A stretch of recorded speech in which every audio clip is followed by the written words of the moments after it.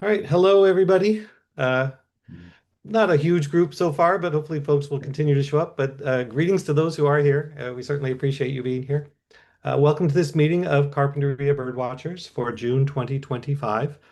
This meeting is about a single species, the yellow-breasted chat. So we're going to chat about chat. There, I made the obligatory chat pun or joke, so now it's out of the way. Uh, but before I get started, a few quick announcements. It actually is significant news in Santa Barbara birding circles. As of a few hours ago, a white-rumped sandpiper was seen up at Devereaux Slough and apparently is still there and still being seen. So maybe that's why attendance is spotty. All the people who would normally be in this meeting are out at Devereaux Slough watching or looking at the white-rumped sandpiper. So hopefully they'll get to watch this video after the fact. And is there any other interesting news? Uh, there is, ongoing news. I just returned from the mountains today, so I haven't been out to the Carpinteria Beach in the last week or so. But as of a week ago, and as of a report I got, I think 2 days ago, the nesting snowy plovers were still nesting at the mouth of Carpinteria Creek, right by the State Beach campground. So that's exciting. We had one chick getting pretty decent sized now, probably about 3 weeks old. So one more week to go before fledging, accompanied by its male parent on the beach, and then another nest in progress with a pair of birds incubating what I assume are 3 eggs, although I haven't actually seen inside that nest when it didn't have a plover on it.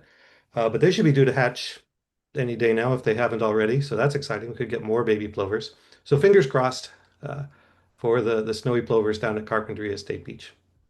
I think that's it for news. Oh, and one more announcement. So our outing for this month will be this Saturday at the Carpinteria Salt Marsh Nature Park off Ash Avenue in Carpinteria. It's a place we have been before. It's a place that will come up tonight in the discussion of the yellow-breasted chat. So if you find the chat information intriguing and you'd like to see a yellow-breasted chat yourself, or at least have a chance of seeing a yellow-breasted chat, come out on Saturday and we'll go down to the Carpinteria Salt Marsh. Who knows what we'll see there? Maybe we'll see a white-rumped sandpiper. Maybe it'll move on from Devereaux and show up in carp. That would be exciting. Okay, so with that said, I'm going to jump in and start presenting our topic for tonight on the yellow-breasted chat. So give me a second. I'll share my screen. I'll share this window. I will share sound. I think we're going to have some sound. We may even have some video, so we'll optimize for that. And that's it. Okay, so if that worked successfully, you are seeing my screen. And we'll go back to the start of the presentation and get underway. So the yellow-breasted chat. Uh, I enjoy when we do these meetings about a single species. It's a chance to really kind of focus and rather than talking about a whole group of birds, just talk about a single bird. And yellow-breasted chat is really a favorite of mine. It's a bird that I remember seeing in the field guide from the time I was a young bird watcher, and just thinking, wow, that's the most interesting looking bird. It was in there in the field guides in those days with the warblers. It was included in Parulidae, the warbler family. But it was nothing like the other warblers. Like it was way bigger and just kind of different looking. Um, and it was very intriguing. And it's a bird that I think it's a real bird watcher's bird, or I'd even say it's a birder's bird. Usually I don't make a distinction between bird watching and birding, but I think, yellow-breasted chat is one of those birds that if you are not a pretty avid bird watcher on up into the category of birder, maybe, it's a bird you're not going to be familiar with. Like they are around uh, in the breeding season across much of North America, but in small numbers, and they are super hard to see. The word that shows up in all the accounts I've been reading as I kind of prepared for this meeting is that they like to skulk. They are skulkers. They stay in thick vegetation and they stay hidden. They like riparian habitat, so like streamside vegetation, reeds and willows. They really like willows, but thick underbrush, and they don't necessarily show themselves. So, I went through I don't know, a decade of birding, more than a decade. I went through decades of birding and never saw a yellow-breasted chat. It was only fairly recently for me as I got more, intense and into the birding thing in the last, I don't know, dozen years or so that I started to see a few yellow-breasted chats. And like I had to seek them out. I had to be like, okay, where are these birds? People are reporting seeing them. I've never seen one. I'm going to have to go look for it. And they're kind of that kind of bird. Like if you want to see a yellow-breasted chat, unless you're very fortunate, you have to put in an effort to see it. But I think it's worth it and fun. So let's talk about them some more. What makes them special? So here is their range map. I took this from the Birds of the World site. It's also the All About Birds site. Hopefully they don't object too strongly or notice that I've stolen their range map. But you can see that the orange represents their breeding range. Yellow is migration times only, so spring and fall, and then blue is winter. So I guess they winter in the south of Florida and down in Latin America. A little bit of purple here where they exist year round. But for the most part, for us, they're a breeding season bird. That's when we can see them. And this is something that I find, like in my head, yellow-breasted chats have always been sort of associated with common yellowthroats, and maybe this reflects the fact that in the field guides that I used when I was growing up as a birder, like the original, the Western Peterson guide to the birds and some of the early field guides, they were, as I mentioned before, chats were still listed amongst the warblers. And superficially, a yellow-breasted chat and a common yellowthroat kind of look similar. They have sort of similar color patterns. They've got bright yellow on the throat and upper breast. They're sort of olive on top. They've got a little bit of a black mask, or in the case of the common yellowthroat, a very prominent black mask, and then a little white over the top of it. I mean, in a way, as as a young kid birding would look at the field guide and think, wow, that looks surprisingly like a yellowthroat, just twice as big. Like you can't tell from these photos, but the yellow-breasted chat is twice as big as that common yellowthroat in real life. And I just find that very interesting. And I don't know that, I mean, I have not been able to find anything. And in the age of the internet, if I can't find it, it's probably because it's not out there. I haven't been able to find anything that speculates about why they look so, at least superficially similar, these two species. But my personal, I don't want to call it a theory, my personal wish, my personal guess is that there's some sort of adaptive mimicry maybe going on. That, one of these two species, like in the case that is known to be adaptive mimicry with ruby-crowned kinglet and Hutton's vireo, which look very similar. Or downy woodpecker and hairy woodpecker, which again look very similar. There's kind of this assumption that what's going on is that one of those two species has evolved specifically to look like the other one. Like there's some evolutionary benefit to looking like this other bird. So I don't know what that would be, or if it's even the case with chats and yellowthroats. But maybe for a yellowthroat, looking like a yellow-breasted chat gives it some advantage. It looks like a bigger bird, so maybe things that would normally bother a yellowthroat but would stay away from a yellow-breasted chat would stay away from a yellowthroat because it looks like the other bird. I don't know. I don't know that that's true. That's just the kind of irresponsible speculation that birders get to engage in when they haven't actually, studied ornithology or know what they're talking about. But I always thought that was intriguing. Okay, wait, that was not what I wanted to do. Here we go. So I want to start off by looking at the eBird species page for yellow-breasted chat. Um, and this is a screenshot of that page. I've highlighted this text down here. Strong, long tail, strange, strong. It's been a very long day for me. I drove from the mountains today. My brain is only half here. Strange, long-tailed tanager-like bird with thick bill, once thought to be a warbler, but now considered unique in its own family. So this is a species that has its whole family all to itself. Warblers, the Parulidae is a whole family. All the wood warblers in North America or in the Americas are in Parulidae. Well, yellow-breasted chat has its own family all to itself because it's so weird compared to other birds, so strange. Um, I actually want to go ahead and look at the page that I have the screenshot of. This is the actual page. Um, and one thing, well, just look at some of these photos real quick because it's such a gorgeous bird when you can actually see it. The males in the springtime vocalize loudly, And that's when, again, you have a chance of knowing that they're there because they go from their normal skulking to slightly noisier skulking. Like they still skulk a lot, but the males will sometimes perch up in a prominent perch and sing. They'll even sometimes, reportedly, I don't think I've seen this more. I haven't seen it lately. I think I've seen it a few times. The males will do these display flights in the spring where they'll actually sing as they fly up into the air. So they change their skulking ways briefly uh, during breeding season. But that is when they're loud, and they are loud. Like if you learn to recognize their vocalizations, that is your best chance of actually being able to see this bird, or at least hear this bird.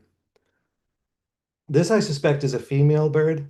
So I didn't know this much about chats until recently, but the female birds look very similar to the male birds. The only real difference that's field observable that I'm able to pick out is their beak is lighter.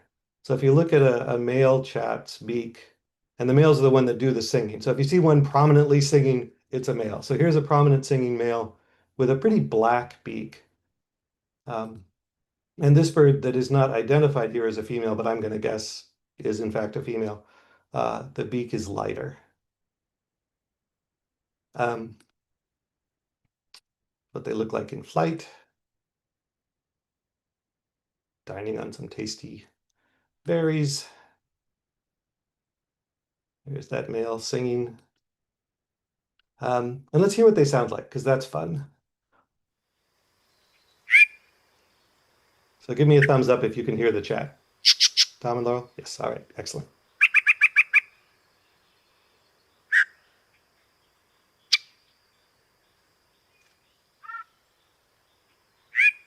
So as you can tell, it's a mimic and its song changes, kind of like a mockingbird or a thrasher. But it's got a characteristic sound, a characteristic tone. Learn to recognize that particular kind of chatter. You'll be able to hear one. This is the eastern subspecies. Let's hear the western subspecies. Basically sounds the same to me.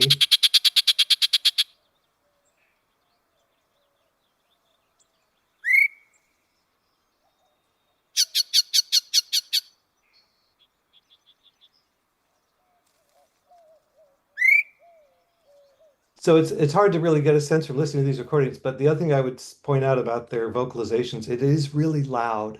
Like if you're out there in the field and one is singing, even if you don't recognize the song as a chat song, you're like, wow, that's a loud bird. That you because often you won't see it. It's just like a bush, but there's this really loud song coming from the bush.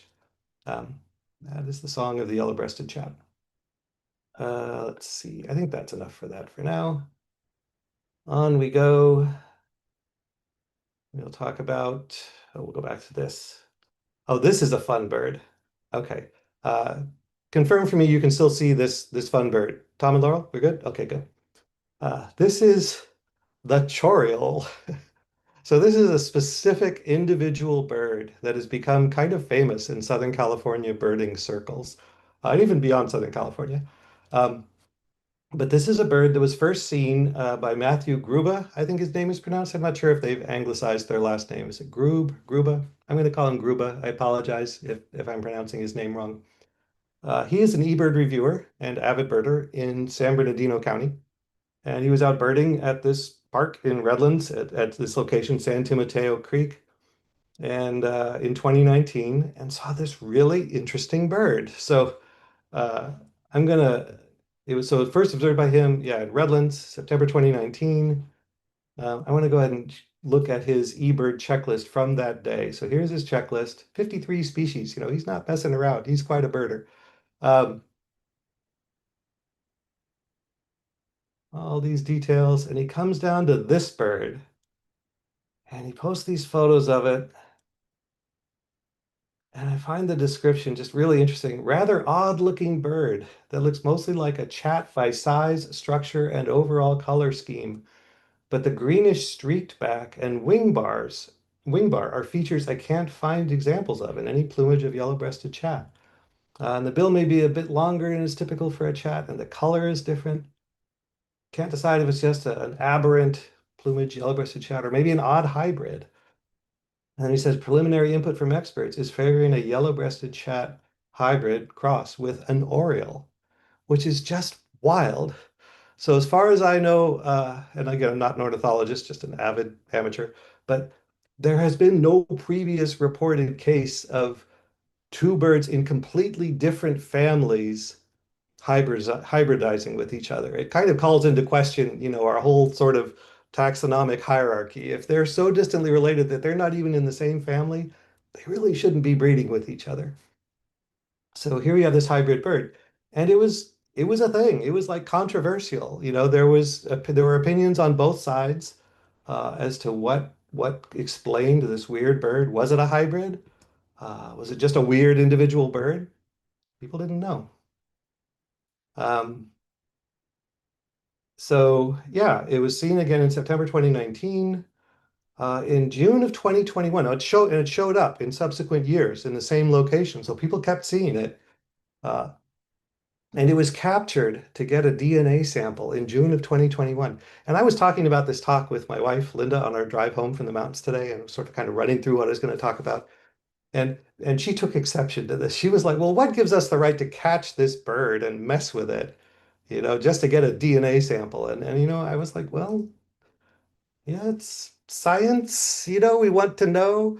Um, but it's a good question. And I wasn't really sure as I thought about it. I'm like, well, did they catch it and release it?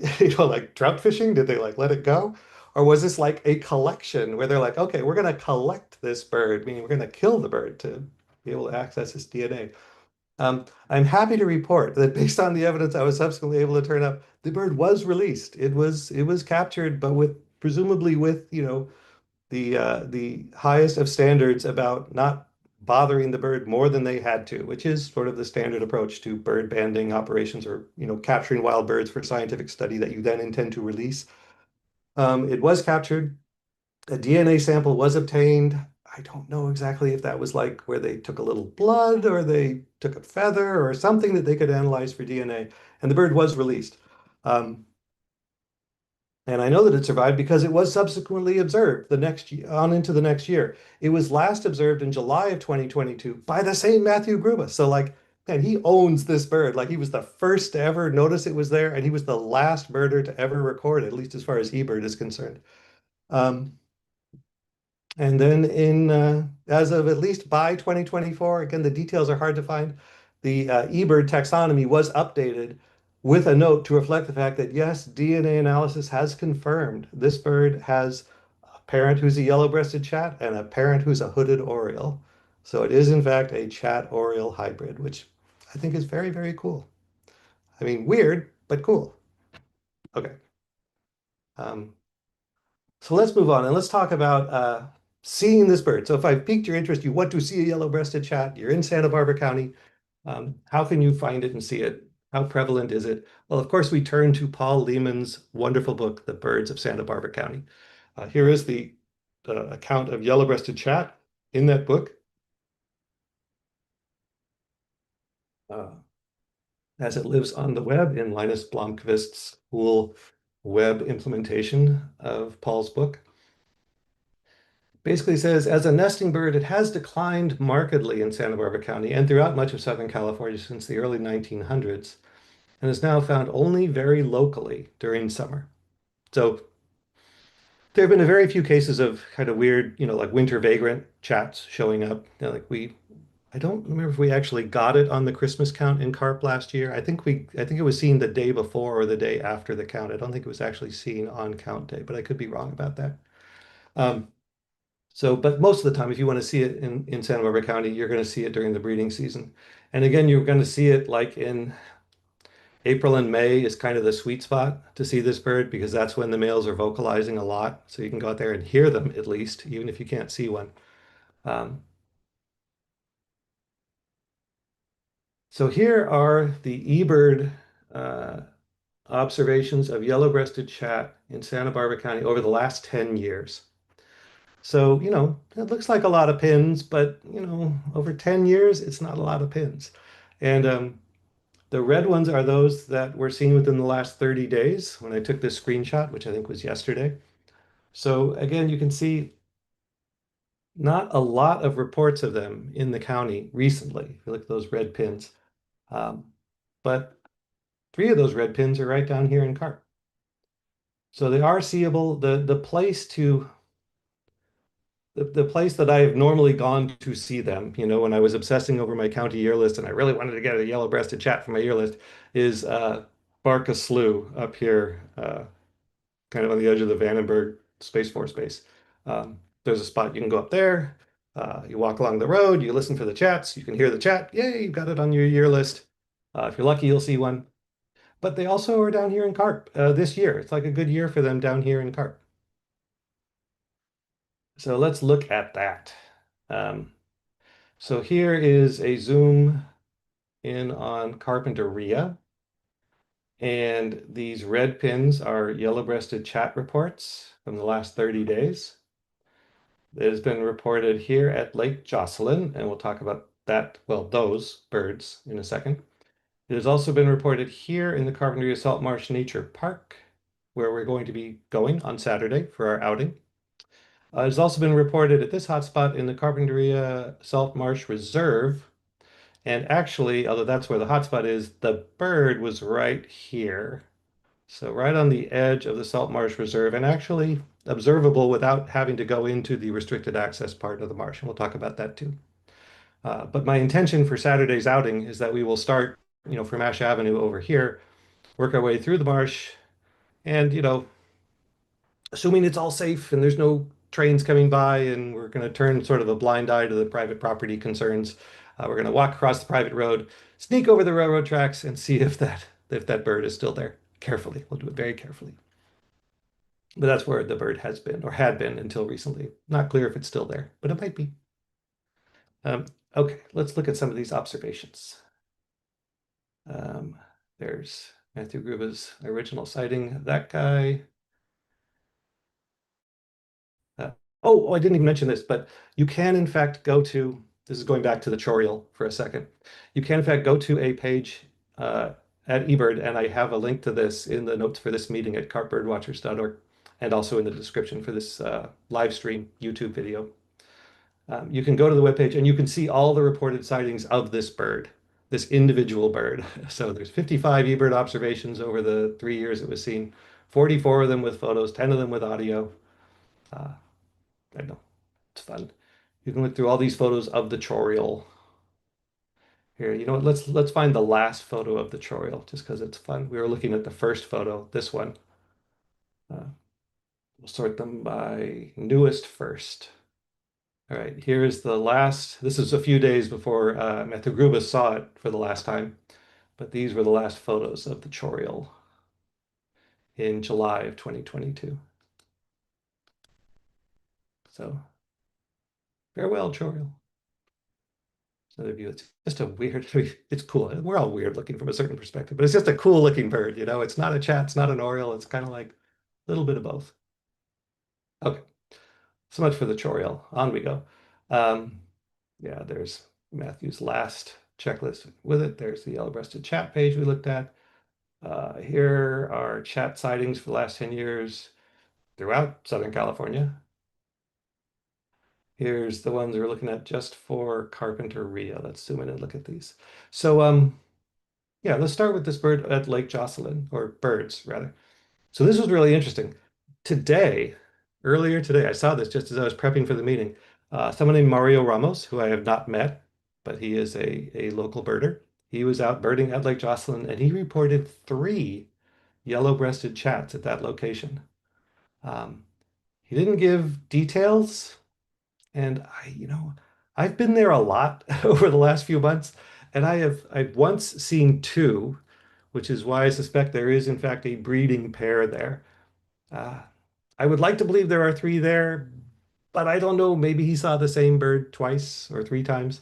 It does move around, and I have been surprised by it moving around when I didn't see it move, and I was hearing it singing from over here, and suddenly I'm hearing it singing from over here. So I don't know. I will be heading out there in the next few days and keeping my eyes and ears peeled to see if I can find evidence for multiple yellow-breasted chats. Um, okay, so that's the most recent sighting. Let's see. Here's a sighting by me with a photo. Uh, a little over a week ago. We'll take a look at that. So here is the bird singing there on the hillside right above that driveway at Lake Jocelyn. If I have been there, I was there with a friend of Tom and Laurel's, Mickey, who was looking for the yellow-breasted chat specifically, and I happened to show up when she was there with David and Linda Blue, and they could hear it. They were all looking for it, and we all tried very hard to get Mickey her first view ever of a yellow-breasted chat because that was their whole point for being there. I don't think she actually got a view of the bird. It's just, it was skulking. It was doing its skulking thing. Uh, but my best advice for someone who's in that situation, trying to see a yellow-breasted chat and not just hear it, is, go where it's been reported, listen for it, see if you can, locate it by its song. So the male birds are going to be your best bet, the singing male birds. Um, and then just be really patient. Just park yourself and keep scanning the foliage with your binoculars. It's loud. Maybe it'll be sort of in view, sort of not in view. I mean, once you can spot it, it's pretty distinctive looking. It's hard to mistake it for anything else. But I would recommend patience. Just take your time. Um, okay, so uh, that's the one that I observed there. Again, I believe that is the male bird that was singing there. Um, and I want to go back and find an arrow. So this one. So back on, well, actually, let me go back even further. So back on, still looking, nope, not there. Must have gone past it. Yeah, here we go. On June 5th, I was there, and the bird had been there, and I'd been, hearing it and assumed it was just a single singing male bird. And so I was there watching it, and as I was watching the male bird, a second yellow-breasted chat showed up. So here's the male bird that I was watching singing there. And then this bird popped into view, like 15 feet away from the first bird, while the first bird was still visible. Like I couldn't get a photo that showed both birds at the same time, but I could see both birds at the same time. And this one, if you look close, the beak is a little paler, maybe. And this one was not singing. I suspect this is, in fact, a female, and that there is, in fact, a breeding pair of them at this location. It would be great to get some more evidence that they're actually nesting. If we could see them carrying food, or carrying a fecal sac, which is the thing that parent birds will do, is they remove baby bird poop from the nest. Um, that would be evidence. Maybe we actually get to where we see fledgling chats, associating with their parents. That would be cool. Um, so I thought that was very cool. And and then I just wanted to share this video I took on June 8th. So apologies in advance. I am a poor videographer. No one is going to be sending my footage to David Attenborough. But here is that male yellow-breasted chat, which is the only one I saw that day, singing. And one thing I want you to listen for that I thought was really fun. Um, in its varied song, it imitates a common raven croaking in the distance. And it's so good at it that I actually had common raven on my eBird checklist for that outing until I realized, oh, I didn't hear a common raven. I heard this chat imitating the sound of a very distant common raven, like with the echoes and everything. It's very cool. So listen for that in this video if you can hear it. It's kind of quiet.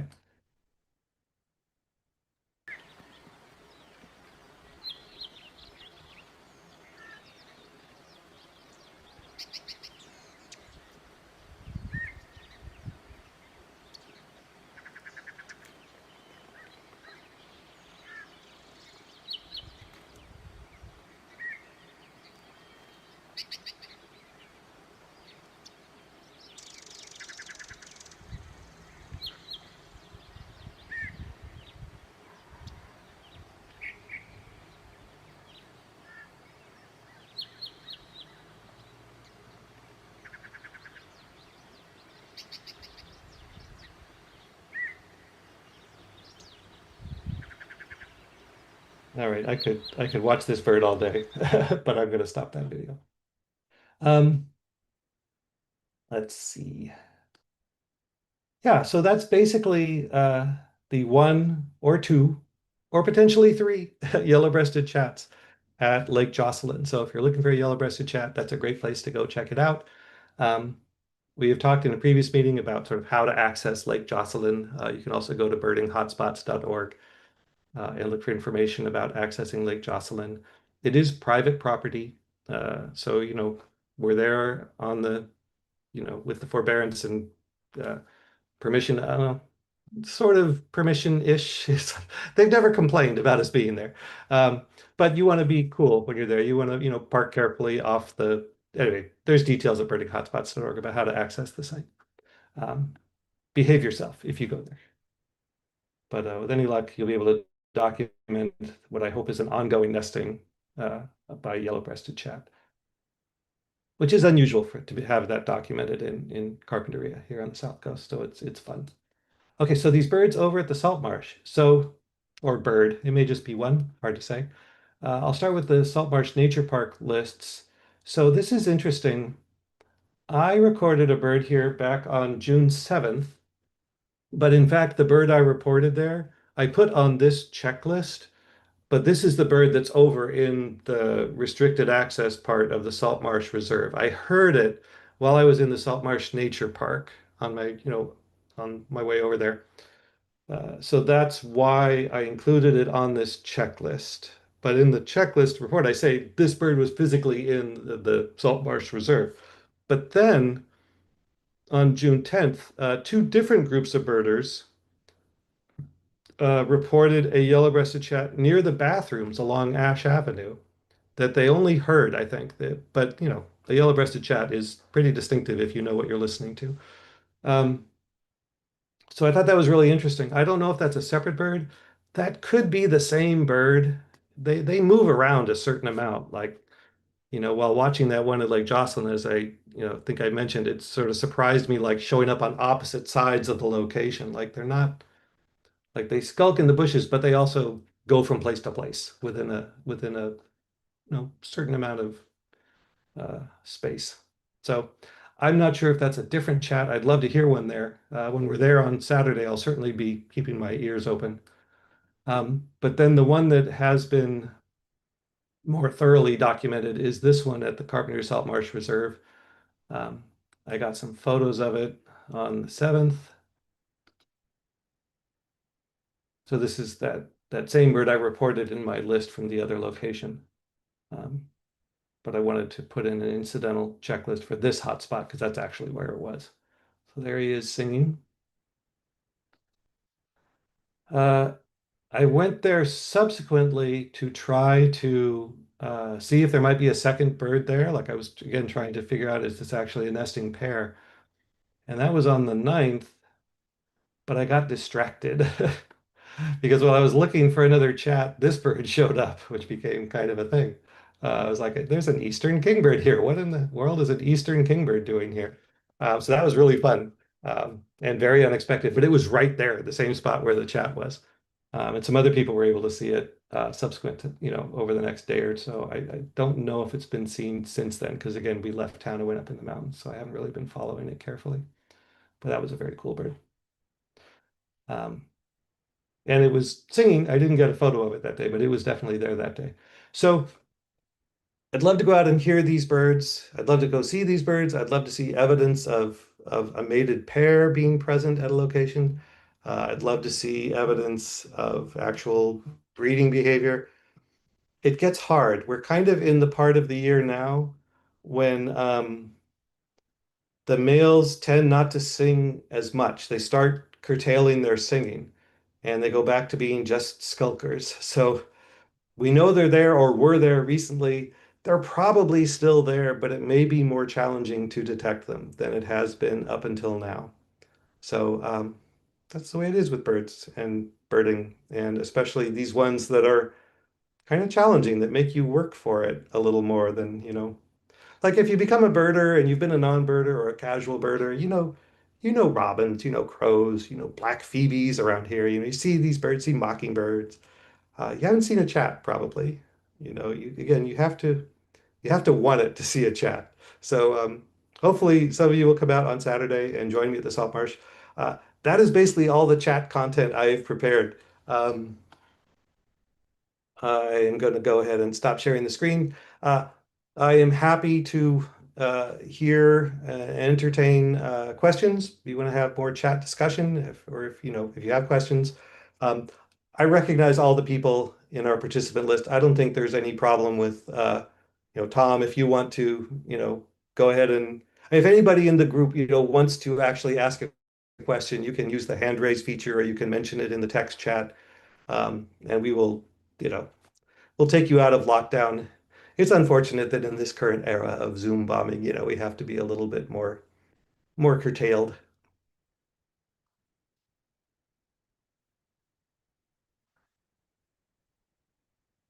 I'm not seeing anybody indicate a burning desire to hear more or talk more about yellow-breasted chats.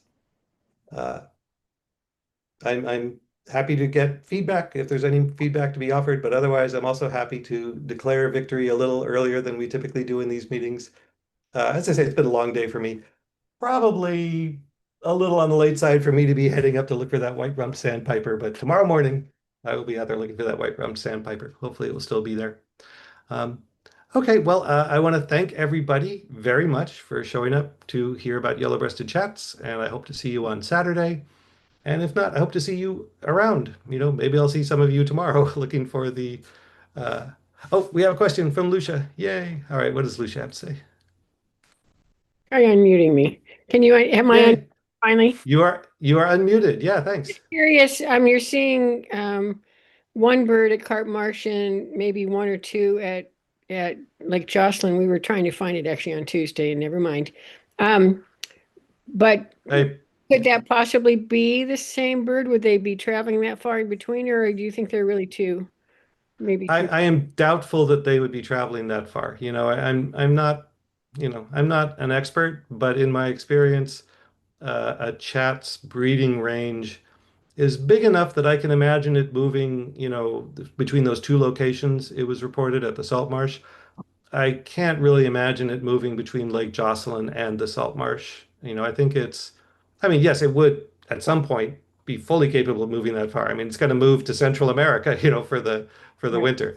Um, but I think during the breeding season, their territories are small enough that I would expect it's not the same bird showing up in both places, because it was basically being, seen in both places like on subsequent days, and throughout, a span of days at each location. So I think it's at least two different. I mean, I'm confident there were, as of the point when I saw two birds at Lake Jocelyn. I'm confident there's at least one bird at the Carpinteria Salt Marsh. There could well be two birds at the Carpinteria Salt Marsh. There could be two different pairs at the Carpinteria Salt Marsh. Like there could be a pair near the bathrooms on Ash Avenue and another pair up by the railroad tracks at Santa Monica Creek. Um, it's hard to know. It's kind of a mystery. I mean, they're mysterious birds. They live their lives. They're colorful. They're identifiable, but they're just very hard to keep track of because of their habits. Like in the middle of a big crowded city, they can go about their lives and only very rarely be seen, unless they choose to make themselves known by singing at the top of their lungs. Yeah. Well, that's encouraging because it gives us more chances to track one down if we've got a couple places to go. Yeah, I would definitely encourage you to, familiarize yourself with their song and just be alert. We've got a few other mimics around here. We've got, mockingbirds and California thrashers. Uh, lesser goldfinches have sort of a mimicky quality sometimes. And there's probably, a number of others. But chats are pretty unique. Again, the volume and the sort of the sound quality of their buzzes and chatter that they do is pretty recognizable. Yeah, I don't think of that many birds as mimicking, so that's just intriguing that that little guy, Yeah. I think of the bigger guys as mimicking, but not those guys. Yeah. Huh, Yeah. okay. Interesting. Thank you. Yeah. And then Paul asks in chat, how did the name Chat come up for a bird? Yeah, chat. I'm just You I'm said just that guessing. you just said something here, John, that just reminded me. You Yeah. said chattering. So it's a very vocal bird. So can you say that, somebody came up with that name here? I always I wondered think how that they come up with is, yeah. common names of Yeah. birds. I don't know definitively, but I think it is highly likely that, yeah, it is a description of the bird's Okay. vocal Yeah. behavior. Okay. Yeah. Paul, I was just in Europe And there's a bird there called the chiff-chaff. And its song actually goes chiff-chaff, chiff-chaff, Chip chiff-chaff. chap. Okay. Easy. Thank you. Thank you. Thank you for once. Okay, anybody else before we close up shop? Nope. Nope. Okay, well, Good thank you again presentation. very much. Yeah. Yeah, Thanks, thanks. then. And Thanks, John. yeah, thank you. And I'll see you all out there. So long. Okay. Good night, Thank thanks. you, John. Bye. Bye-bye. Bye.